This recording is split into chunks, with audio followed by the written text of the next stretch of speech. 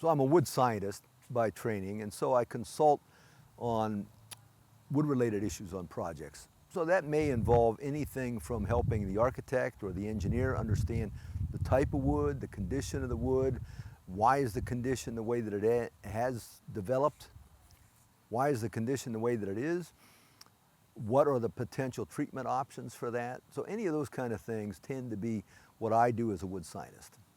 Well, I have a keen interest in military history. I spent time in the Marine Corps, and it's such a diverse field from the standpoint of preservation. There are so many aspects, materials, technology, landscapes, all of that comes into play. And so this seemed to be a very good opportunity to try and tie that together and meet with some people that are doing that kind of work. I think one of the key things is the diversity of the work that people are doing. Everything from materials and goggles to sites that are very expansive to so many different things that we don't normally see in historic preservation because they have developed through military applications and developments over the years.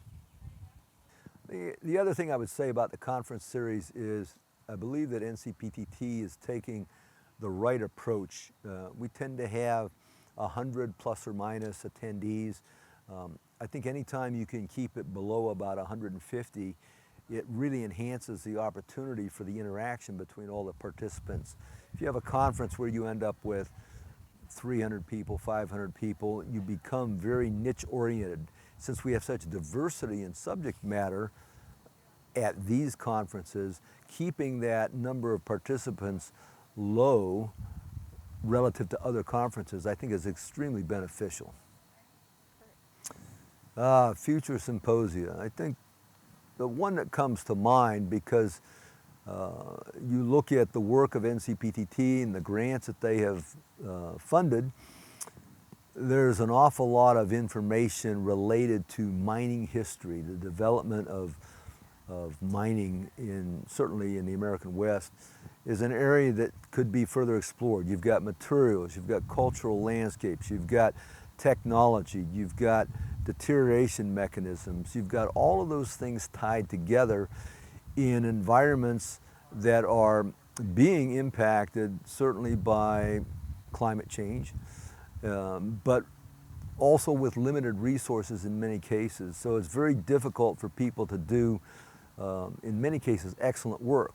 But by having a symposium that addresses mining aspects or mining history, allows us to do like we're doing here and pull people together with different disciplines, different experience to the benefit of the larger body.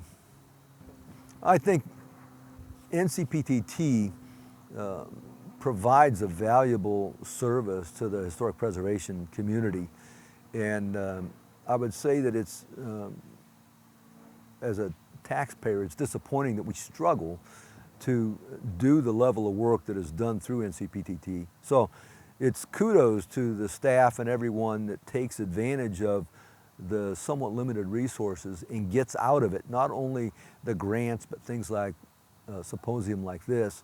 That's a very good kudo to the staff.